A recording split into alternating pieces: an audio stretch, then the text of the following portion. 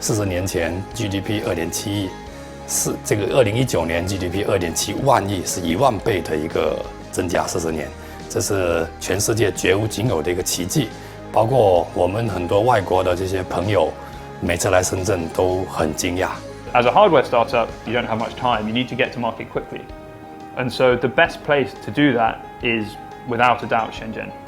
就深圳40年的这样的一个发展历程，从一个边陲小镇成长成为一个现在亚洲第5的国际的创新创业的一个中心。其实整个的历程是非常艰辛的。深圳的这种创业精神呢，我相信它会激励着我们这些现在在深圳创业的这些年轻人和这样的一个年轻的一个企业，去按照它的这样的一个发展历程，克服困难，就是面对任何困难，敢抢、敢做、敢拼。